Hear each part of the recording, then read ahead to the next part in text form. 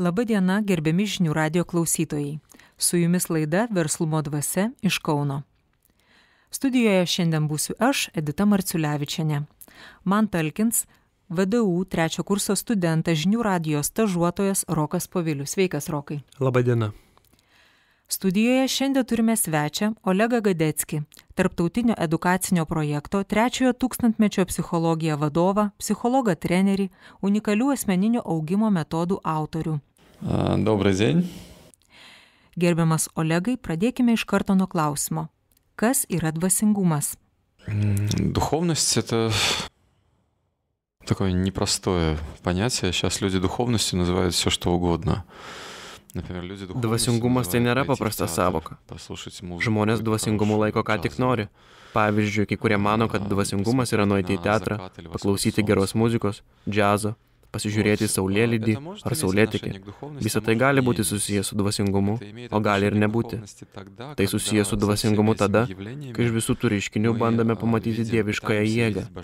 Noriu pasakyti, kad kai žmogus turi tokią sąmonę, kad bet kokius pasaulio įvykius, reiškinius jis sieja su dieviškosios energijos pasireiškimu, tai jo sąmonė yra dvasinė. Jei žmogus mato paprasčiausią grožį, kurio mėgaujasi, tame nėra dvasingumo. Tame yra tiesiog subtili statiška sąmonė. Dvasingumas atsiranda tada, kai žmogus pradeda suvokti save kaip sielą, turinčią ryšį su Dievu. Kai mumise toks atsiminimas apie sąsają tarp sielos ir Dievo yra, pasireiškia dvasingumas. Kuo psichologinės technologijos skiriasi nuo dvasinių? Опять этим же. Психологические технологии, они... Tuo pačiu. Psichologinės technologijos dirba griežtai tik su psichologinė tikrovė. Tai yra su psichikos kūnu. Pavyzdžiui, jūs turite šachmatų lentą su figūromis, kurios juda tik lentos ribose. Psichologinės technologijos daro maždaug taip pat. Jos perskirsto psichinę energiją psichinio kūno viduje, bet iš psichinio kūno ribų neišeina. O dvasingumas – tai išėjimas už psichikos ribų, nes tada atsiranda ryšys su dieviškoje energija, kuri yra ne žmoguje. Šituo dvasinės technologijos skiriasi nuo psichologinių. Dvasinės technologijos padeda žmogui atsiverti didžiuliams galingoms jėgoms, kurios yra šaltinis begalinės kūrybos, optimizmo, užtikrintumo, laimės. Tai visiškai nesulyginama su jokios psichologinės metodikos poveikiu. Pasikartosiu. Psichologinės technologijos tik perskirsto psichinę energiją psichinėme kūne. Jos nesuteikia galimybės atsiverti pasauliui, jo dieviškosioms energijoms. Šie du būdai skiriasi pagal tai, kokių rezultatų galima pasiekti jais naudojantis. Psichologinio poveikio rezultatas labai mažas, o dvasinis poveikis praktiškai neturi apribojimų, kai kalbame apie galimybę pakeisti žmogaus likimą. Это смотря каким опытом они делятся. Например, если они делятся опытом жадности или зависти, или конкуренции, или тем, что в мире побеждает сильнейший, то это одно. И другое совсем, когда предприниматель делится опытом, как заботиться о сотрудниках. Priklauso nuo patirties. Jei dalijasi, sakykime, pavydo, godumo, konkurencijos patirtimi, tuo, kad pasaulyje laimi stipriausias, tai viena. Visai kas kita, kai verslininkas dalijasi patirtimi, kaip rūpintis darbuotojais, kaip gaminti prekes ar teikti paslaugas, kurios iš tikrųjų naudingos, neša gėrį žmonėms, kaip rūpintis tauta, tai visiškai kita patirtis. Pirmoji patirtis griauna visuomenės erdvę, nes tokiu būdu verslininkas, visuomeninis lyderis, tas, į kurį žmonės lygiuojasi, o žmonės visada lygiuojasi į lyderius, dalyjasi griaunančią energiją. Ir žmonės vadovausis jo pavyzdžių vien dėl to, kad lyderis taip sako. Antroju atveju lyderis, verslininkas, dalyjasi energiją, kuri visuomenėje padidina stabilumo, gerumo, moralumo, meilės energiją. Kaip Jūs manote, kiek šiuo laiku visuomenėje aktualu, kad verslininkas dalintųsi tą gėrį nešančią patirtimi? Если предприниматель делится энергией добра, это самое важное, что нужно делать сегодня. Почему? Потому что мы с вами сейчас наблюдаем мир, который разваливается на части. Этот развал или кризис происходит во всех сферах жизни, куда мы с вами не взглянули. Он происходит в сфере экономики, Jei verslininkas dalyjasi gerumo energiją, tai yra svarbiausia, ką reikia šiandien daryti. Nes šiandien matome pasaulį, kuris tiesiog byra gabalais. Šis suirimas arba krizė vyksta visose gyvenimo srityse, kur be pažiūrėsi. Ekonomikoje vyksta krizė, socialinėje srityje taip pat. Socialiniai ryšiai tarp žmonių yra. Visuomenė tampa labai nestabili socialinė prasme. Krizė ištiko net ekologiją. Gamta vis skaudžiau atsimoka žmogui už jo egoistinį požiūrį. Pastaruoju metu matome religinius, nacionalinius konfliktus, nesibaigiantį psichologinį konfliktą, vykstantį žmoguje. Žmogus nuolat patiria įtampą. Susidurėme su visuotinė visų gyvenimo lygmenų krize. Krizė vyksta dėl to, kad visuomenėje kultivuojama egoizmo energija, individualios sąmonės energija, kas reiškia pasaulis man. Tai yra, aš esu pasaulio centre, aš vartotojas. Aš vartotojas reiškia, kad aš turiu teisių ir jas kažkas privalo užtikrinti. Į pasaulį žiūriu per supratimą, kur mano teisės. Tai yra, viskas turi būti dėl manęs, aš esu tas, kuris mėgaujasi šiame pasaulyje. Pasaulis turi patenkinti mano jausmus. Štai du tokie individualistai, egoistai sukuria šeimą. Kiekvienas iš jų galvoja tik apie save. Kiekvienas mano, kad jo jausmai, norai ir vertybės svarbesnės nei jo partnerio jausmai, norai ir vertybės. Ar ilgai tokia šeima gyvuos?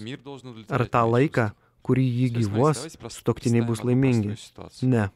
Į mažiausią krizę, o krizė santykiuose būtinai kils, kiekvienas žiūrės taip, kad jų tarpusavio santykiai nutrūks visiškai. Nes jeigu žmogus susiduria su tuo, kad partneris nepatenkina jo jausmų, jam kyla teisėtas egoisto klausimas. Kam man partneris, kuris nepatenkina mano jausmų? Vakarietiškoje visuomenėje ir matome, kad iš šeimos institucijos beveik nieko nebeliko. Tai yra laikiniai ryšiai. Žmonės susisaisto tam tikrais ryšiais, kurie tęsiasi, kol partneriai patenkina vienas kito jausmus. Jei ne, laikas skirtis. O pasitenkinimas negali didėti be pabaigos. Sakykime, mes atsisėdame prie pietų stalo valgyti. Dėsnis veikia taip. Iš pradžių malonumas stiprėja, tada pasiekia pasisotinimo viršūnę ir pradeda mažėti, kol visiškai išnyksta. Kaip aukštai jausmai iškilo, taip žemai jie vėliau nukris, iki visiško nulio, netgi dar labiau. Jei naudojame santykius tam, kad būtų patenkinti mūsų jausmai, prieiname atstumimo tašką ir išsiskiriame. Kai santykius kuria dviejų verslo organizacijų vadovai, kiekvienas jų egoistas, galvoja tik apie savo interesus. Visa verslo esmė – pelno idėja. Tai yra, visuomeninė erdvė turi man duoti pelną. Tai grynai egoistinis modelis. Kai visuomeninė erdvė reikalinga, kad aš gaučiau pelną. Taip atsiranda GMO, daugybė nekokybiškų prekių, mašinos, sugendančios tiksliai pasibaigus garantijai ir taip toliau. Ištirta, kad vėžinė ląstelė skiriasi nuo sveikosios tuo, kad sveikojojo gavimo ir davimo procesai vyksta vienu metu. Tai yra, sveika ląstelė egzistuoja kaip visumos dalis, o vėžinėje ląstelėje vyksta tik vienkryptis procesas. Ji tik ima iš organizmo maistingasias medžiagas, bet nieko jam neatiduoda. Vartotojiškų vertybių propaganda yra vėžinės sąmonės propaganda. Tai energija, griaunanti pati save. Šiandieninė situacija, kai praktiškai susidurėme su trečiojo pasaulinio karo grėsme, yra pasekmė tos masinės sąmonės, kurią kultivuoja žiniasklaida ir apskritai visuomenė. Verslininkai mato situaciją ir pradeda kalbėti apie principus, dėsningumus, pavadinkime juos dvasiniais, moraliniais. Jiems labai svarbu, kokie tarpusavio santykiai jų kolektyve, visuomenėje, apskritai valstybėje. Нравственность — это начало духовности, это ее фундамент. Потому что такое нравственность? Нравственность — это означает, что я начинаю преодолевать эгоистическое сознание. Я начинаю реально думать о благе других людей. Moralė tai dvasingumo pradžia, jo pamatas. Aš pradedu įveikti egoistinę sąmonę, pradedu galvoti apie naudą kitiems žmonėms. Pavyzdžiui, vienas iš krikščioniškosios moralės postulatų – pamilk artimą kaip save. Kai suvokiu, kad visi žmonės yra Dievo dalelytis ir kiekvienas turi lygias teisės į gamtos išteklių sveikatą. Kaip verslininkas galiu gaminti kokybiškas prekes, kurios nekenkia, dar ir padeda sveikatai. Jei valdau žiniasklaidos priemonės, tai stengiuosi kurti tam tikras programas, kurios vystytų gėrio, švarumo, moralinės tarnystės, labdaringumo, nesavanaudiškumo idėją, nes suprantu, kad mano valdoma žiniasklaidos priemonės daro didžiulę įtaką visuomeniai. Mano kaip lyderio moralinė pozicija veiks daugybė žmonių. Moralė privalo būti itin aktyvi. Kiekvienas žmogus, ypač lyderis, privalo nuspręsti, su kokia energija jis gyvena. Su godumo, savanaudiškumo energija ar su nesavanaudiškos tarnystės, pagarbos, kitų žmonių teisių paisymo, noro padėti, jautrumo energija. Ar galima sakyti, kad jei verslininkas taiko darbe moralinės nuostatas, puoselėja vertybės, jo įmonei geriau sekasi? Несомненно, что это так, хотя многим это покажется неочевидно. Žinoma, kad taip, nors daugeliui tai gali nepasirodyti akivaizdu. Gal galėtumėte paaiškinti, kokie dėsningumai čia veikia, kad mūsų klausytojai pajaustų, jog tai, ką sakote, yra tiesa? Я могу показать это через какие-то очень конкретные примеры, с одной стороны. С другой стороны, я могу показать это через некие вселенские законы. Конкретный пример, пожалуйста. Это пример, например, два примера, может быть, приведу. Первый пример приводит Стивен Кови. Galiu parodyti labai konkrečiais pavyzdžiais, taip pat per tam tikrus visatos dėsnius. Pirmą konkretų pavyzdį duoda Stevenas Covey, gerai pasaulyje žinomas verslo konsultantas, savo knygoje 7 sėkmės lydimų žmonių įpročiai. Jis pasakoja, kad jo konsultacinė įmonė gavo stambų užsakymą iš didelio banko Amerikoje. Jie turėjo konsultuoti banko darbuotojus, sudaryti vystymosi programas ir panašiai. Bankas skyrė tam didžiulę sumą, sutartis buvo pasirašyta. Konsultantams pavyko atlikti visus darbus už mažesnę sumą, nei buvo sutarta. Didelė dalis sutartos sumos liko nepanaudota. Vadovas galėjo pasirinkti, parašyti tam tikrą ataskaitą ir nurodyti, kad suma panaudota, o tai nesunku padaryti, bet jis pasirinko kitaip. Jis atnešė bankui tikrą ataskaitą, kurioje buvo nurodyta, kokia suma liko nepanaudota. Ta sumą konsultantai grąžino bankui. Jei kalbėsime apie naudą, konsultantas daug prarado, nes pinigai buvo grąžinti. Jei kalbėsime apie moralinį aspektą, pasielgė sąžiningai, atliko pareigą kaip profesionalas. Daugeliu šiuolaikinių verslininkų gali atrodyti, kad taip elgtis kvaila. Tačiau po metų bankas ir vėl kreipėsi į Steveno Covey kompaniją su 10 kartų didesnės vertės pasiūlymu. Kai Covey paklausė, kodėl jos pasirinko, gavo tokį atsakymą. Mes supratome, kad jūs esate patikimi partneriai, todėl norime su jumis bendradarbiauti. Šis paprastas pavyzdys rodo, kad kai žmonės užmezga sąžiningus tarpusavio santykius, jie būna ilgalaikiai. Deja, daugelis verslininkų šito nesupranta. Kodėl? Nes mąstymas yra momentinis ir godus. Aš noriu išlošti dabar, o kas bus vėliau man nerūpi. Kitas pavyzdys iš Steveno Covey knygos 8 įprotis, kurioje aprašoma nauja mąstymo paradigma versle. Stevenas Covey sako, kad dabar nauja epocha, kuri kelia verslui naujus reikalavimus.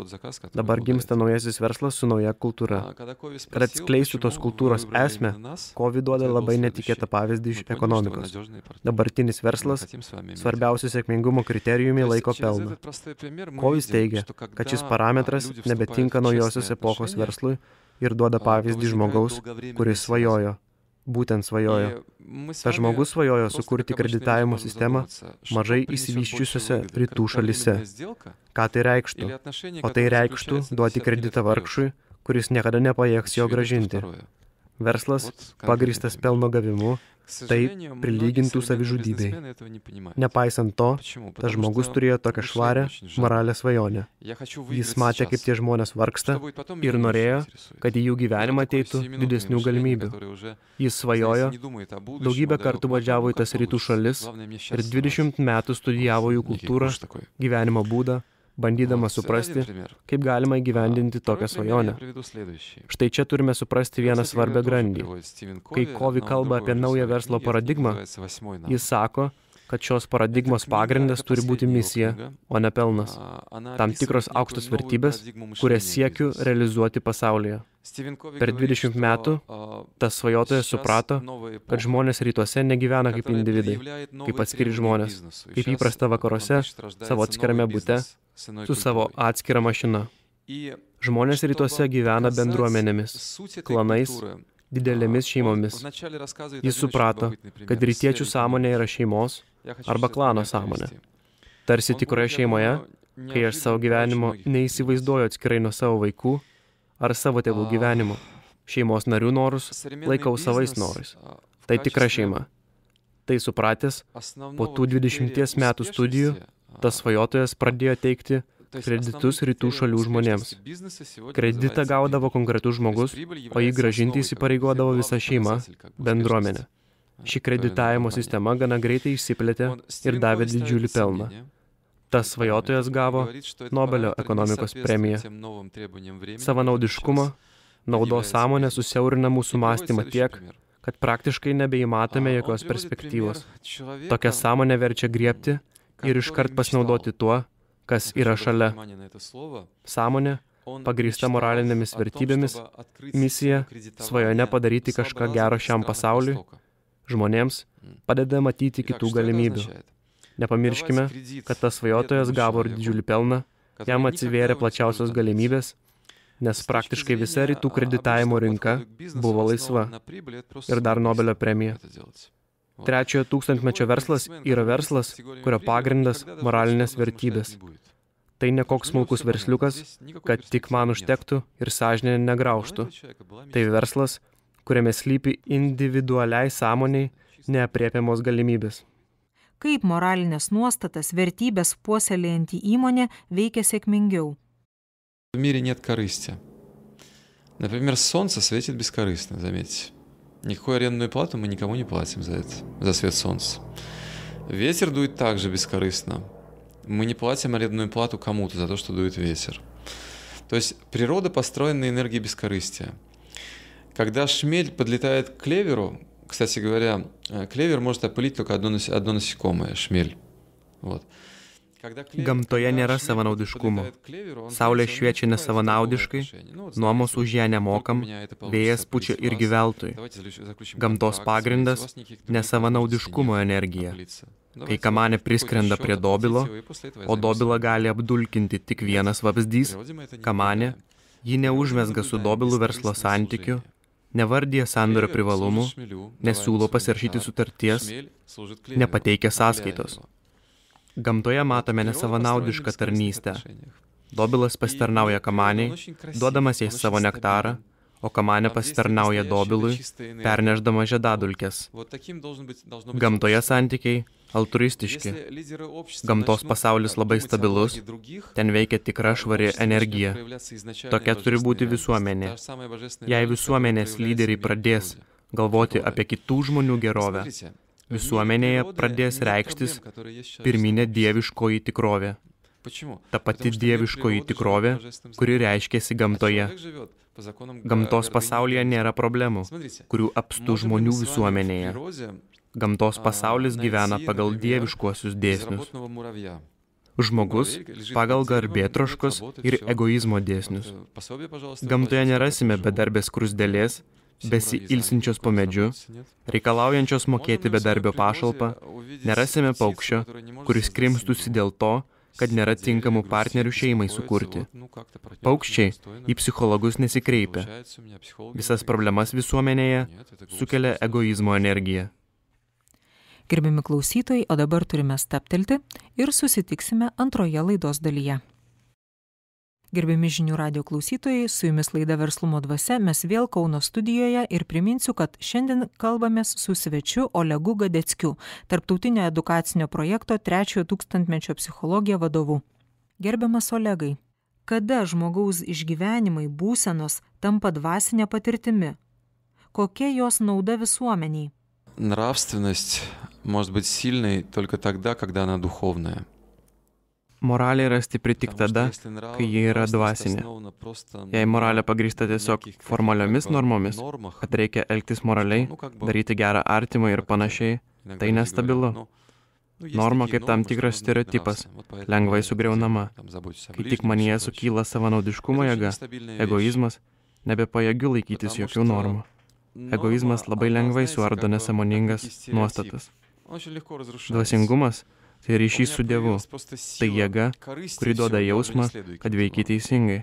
Kai žmogus turi gyvą, neformalų ryšį su Dievu, jo moralė labai patvari. Vienas iš Dostojevskio romano herojų sušunka, jei Dievo nėra, tai koks aš karininkas. Štai ir ryšys.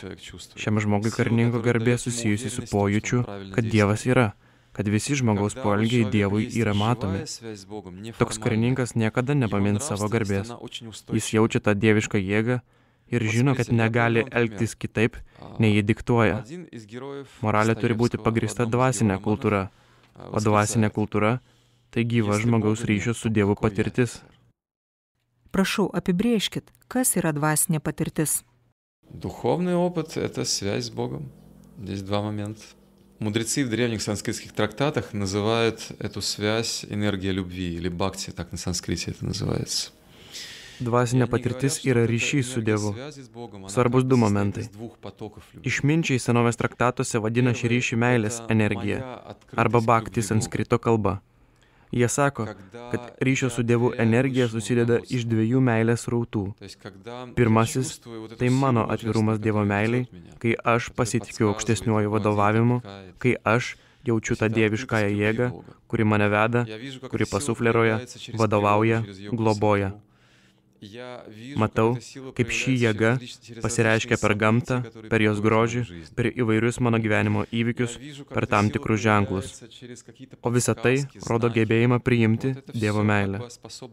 Per maldą, meditaciją galiu jausti šį gyvą ryšį su Dievu. Tai betarpiška patirtis. Kai aš atsiveriu meiliai, einančiai iš Dievo, tai yra pirmasis dvasingumo srautas arba pirmasis dvasinės sąmonės įgūdis. Antrasis dvasinės sąmonės įgūdis susijęs su kitu meilės srautu, kai aš atiduodu savo meilę Dievui. Tai pasireiškia per mano nuoširdžią maldą, kai aš dėkoju Dievui už kažkokius įvykius, nutikusius mano gyvenime, sunkumus, kuriuos Jis man siunčia. Aš suprantu, kad sunkumai man siunčiami, kad aš mokyčiausi ir vystyčiausi. Meilė Dievui pasireiškia tuo, kad aš rūpinuosi kitais šiame pasaulyje, nes suprantu, kad jie yra Dievo dalelytės, Dievo vaikai. Todėl meilę kūrėjui galiu parodyti, siekdamas rūpintis kiekvienu šiame pasaulyje. Tai yra tie du srautai – atsivėrimas Dievo meiliai ir meilės davimas Dievui, rūpinantis kitų gerovę. Visa tai yra dvasinė sąmonė. O kada individuali dvasinė patirtis išeina iš asmeninio ryšio rėmų? Духовный опыт всегда индивидуальный. Почему? Потому что это мои отношения с Богом. Dvasinė patirtis visada individuali, nes tai yra mano santykiai su Dievu, jie tarp mūsų individualūs. Svarbu suprasti, kad kalbant apie dvasinę patirtį, nėra priešpriešos tarp manęs ir kitų, nes dvasinėje patirtyje aš suprantu, jaučiu, labai giliai žinau, kad Dievas myli visus. Todėl dvasinė patirtis, nepaisant to, kad tai yra mano asmeniniai santykiai su Dievu, kartu pasireiškia kaip mano dėkingumas, mano pagarba ir mano meilė visoms gyvoms būtybėms. Šia prasme, dvasinė patirtis tuo pačiu metu yra ir kolektyvinė patirtis. Tai ta patirtis, kuri neša gėrį visuomeniai. Jūs teigiate, kad dvasinės nuostatos gali harmonizuoti šeimos, kartų tarpusavio santykius. Бог заботится обо всех в этом мире. Так же ведь? Мы с вами приводили уже этот пример муравья. Dievas rūpinasi visais šiame pasaulyje. Kiekviena skruzdėlė turi darbą, kiekvienas paukštis sutuoktinį. Kamanė ir dobilas bendradarbiauja. Jei šeimoje pasireiškia dvasinė sąmonė, ten bus taika. Dvasinė sąmonė priešinga materialisto sąmonė. Tai yra, aš pažįstu save kaip kūną, o kūnas nori mėgautis.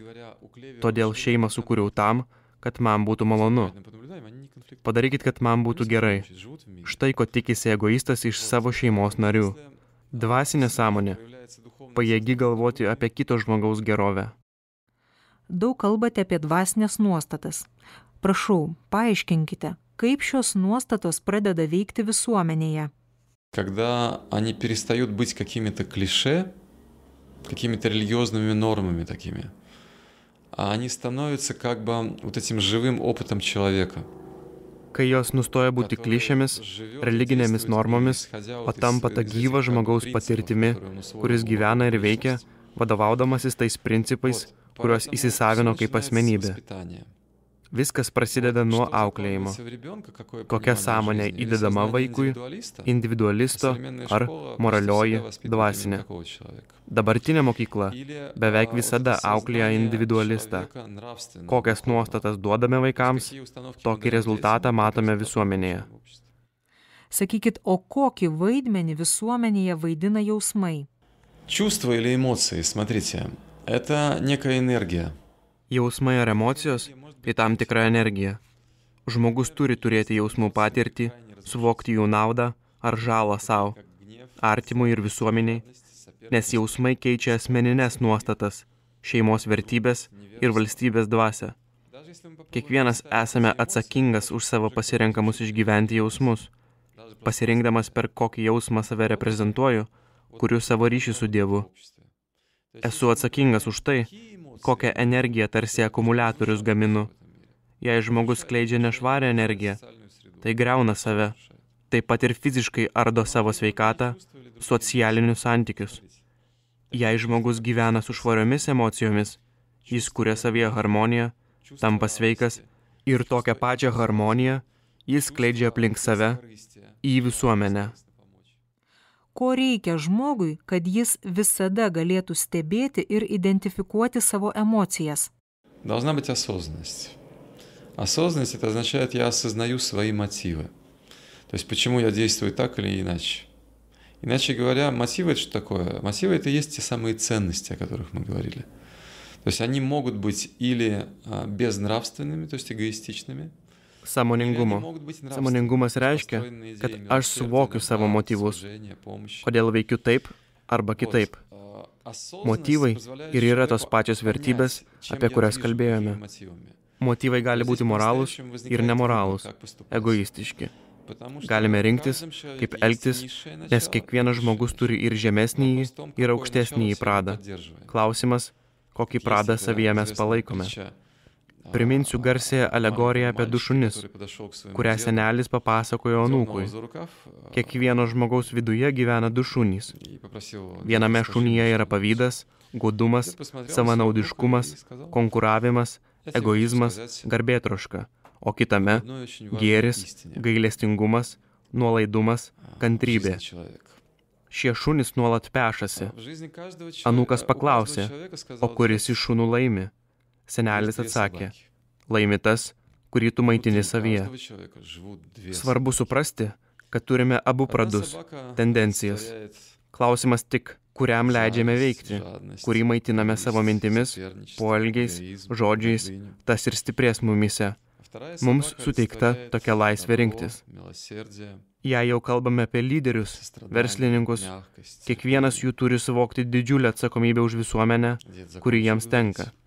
Ši atsakomybė prasideda ne nuo verslo, bet nuo asmeninio sąmoningumo.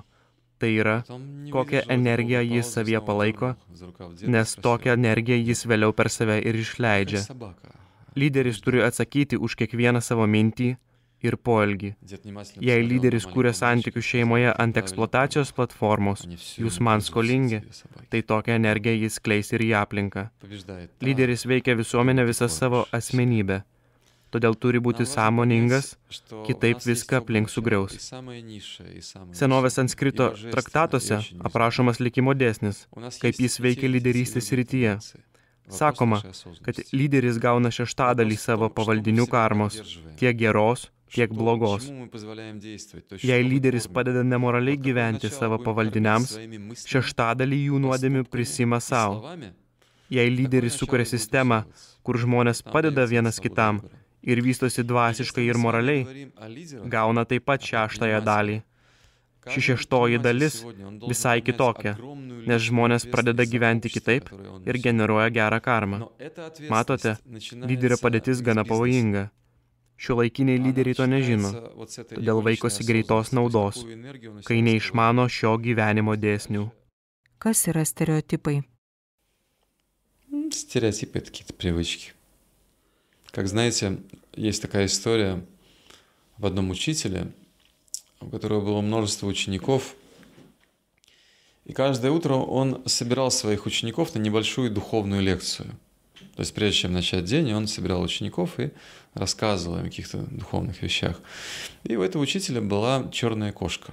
Stereotipai tai įpročiai. Žinote, vienas mokytojas kas rytą surinkdavo savo mokinius į paskaitą apie dvasinius dalykus. Jis turėjo juodą katę. Kadangi katė jam trukdydavo per pamokas, jis prieš kalbėdamas pririšdavo ją prie medžio. Kai mokytojas numirė, mokiniai nusprendė tęsti mokytojo tradiciją. Susirinko, prisiminė temas, kurias svarstydavo su mokytoju, susitarė dėl darbo tvarkos. O tada prisiminė, kad mokytojas kas rytą pririšdavo prie medžio juodą katę. Mokiniai nusprendė, kad tame slypi kažkokia gili prasmė ir susitarė pirmiausiai susirasti juodą katę, kad galėtų ją pririšti prie medžio prieš pamoką.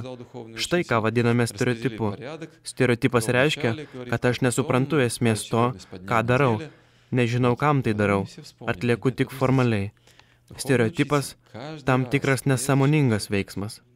Kas yra kūryba? В таком древнем санскритском трактате, как Бхагавад-гита, говорится, что талант в человеке — это проявление божественной энергии. Поэтому творчество — это проявление божественной энергии.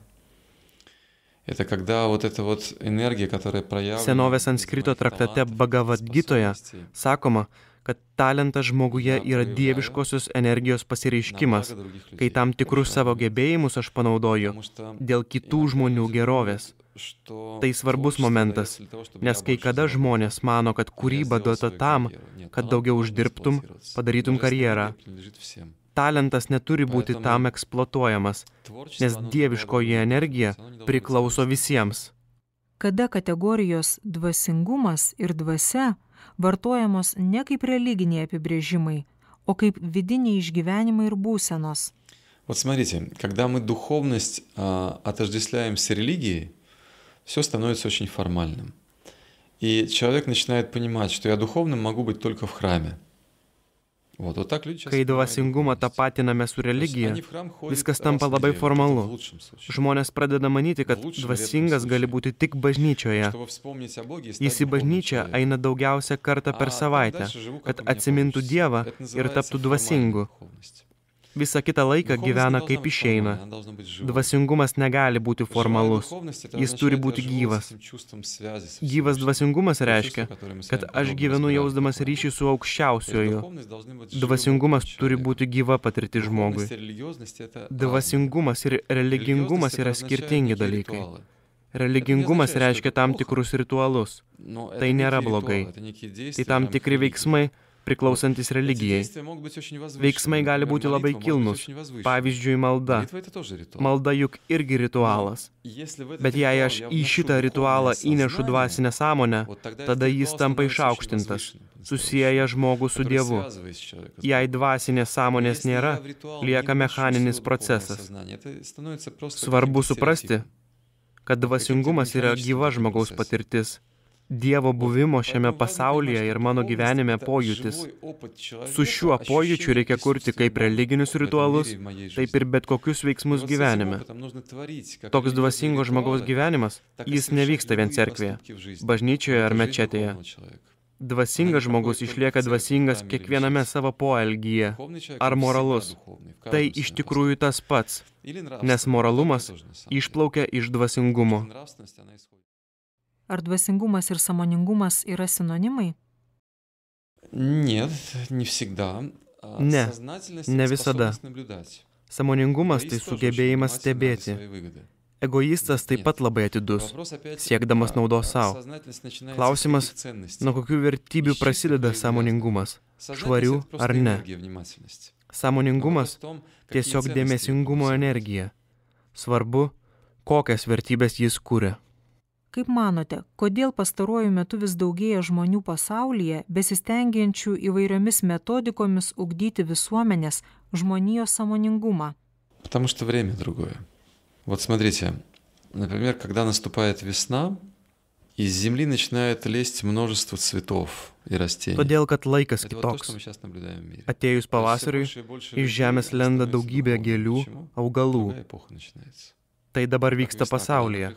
Vis daugiau žmonių tampa dvasingais. Сейчас время, Prasideda которое kita пробуждает epocha, духовное начало в человеке. kuri žadina dvasinį pradą žmoguje. Tai laikas, apie kurį pranašavo Biblija. Paskutinėme tekste, Jono Krikštytojo apreiškime, jis savo mistiniu dvasiniu matymu mato ateitį ir rašo, kad bus laikas, kai dangus atsiskirs nuo žemės, o grūdai nuo pelų. Pelai mirusios sėklos, o grūdai gyvos. Dabar ir yra tas laikas, kai egoistiškos sąmonės žmonių galia mažės, nes visatos energija nebepalaiko šios jėgos, o įtaka žmonių, turinčių dvasinę sąmonę, didės. Tiesiog visatos energija pradės taip veikti. Svarbu, kad lyderiai, verslininkai, svarstantys ar verta būti dvasingais, tai suprastų, nes dabar visata palaiko dvasinį pradą. Tokiu metu verslas, politika, pagrįsta tokiomis vertybėmis, vis stiprės. Pastebime, kad potencialiai daug verslininkų į savo darbą įveda dvasinį aspektą. Это очевидно, что таких людей становится все больше, больше и больше. И в этом смысле очень хорошо, что вот здесь в Литве есть такие передачи, как ваша, где обсуждаются эти ценности. Akivaizdu, kad tokių žmonių vis daugėja. Labai gerai, kad Lietuvoje yra laidų kaip Jūsiškė, kur aptariamos tokios vertybės.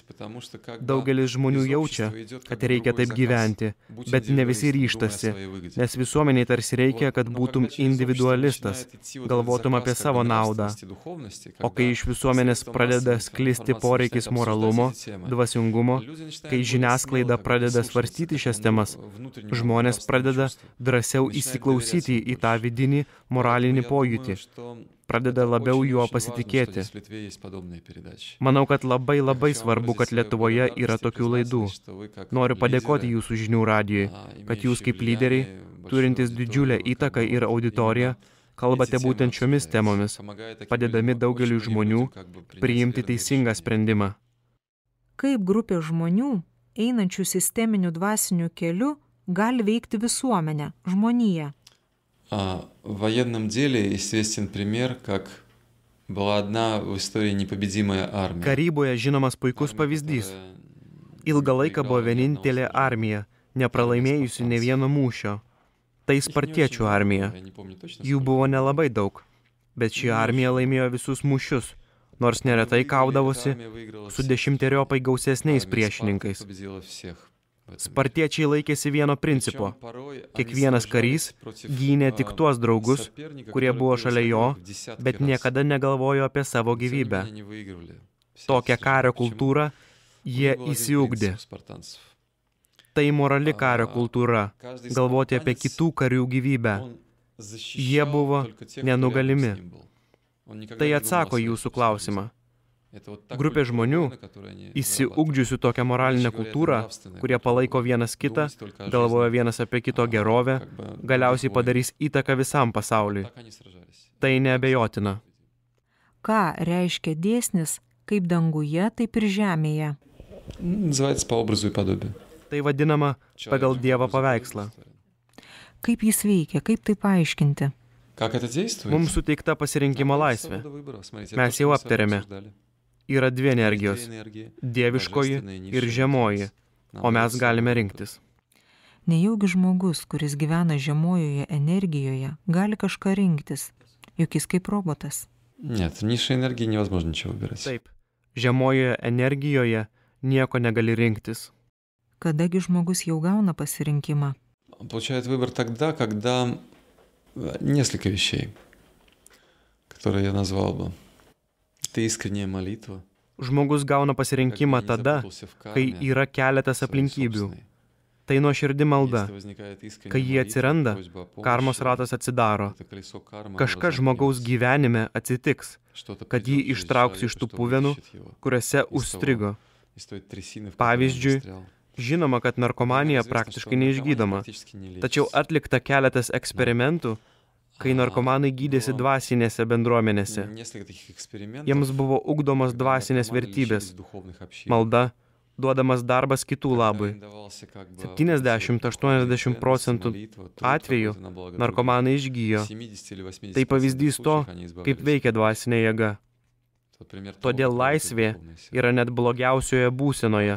Klausimas, ar aš pasiruošęs nuoširdžiai melstis. Kita svarbi aplinkybė – aplinkinių pagalba. Ne visada žmogus gali pats. Dvasingas žmogus galvoja apie kitų gerovę. Todėl matydamas, kad kažkam reikia pagalbos, gali ją suteikti. Dėkojame. Спасибо большое за наше общение. Я почувствовал огромную... Labai jums ačiū už mūsų pokalbį. Aš pajaučiau didžiulę moralinę ir dvasinę jėgą, svarstydamas su jumis šias temas. Manau, kad jei žmonės susitikinės ir kalbėsis tokiomis temomis, jie taip pat pajaus šią jėgą. Ši jėga plis ir vis labiau ryškės šiame pasaulyje. Dėkojame mūsų svečiui Olegui Gadeckiui. Ačiū taip pat Rokui Poviliui, Vytauto didžiojo universiteto 3 kurso studentui, Žinių radijo stažuotojui. Ačiū Jums, gerbiami Žinių radijo klausytojai. Susitiksime kitoje Verslumo dvasios laidoje.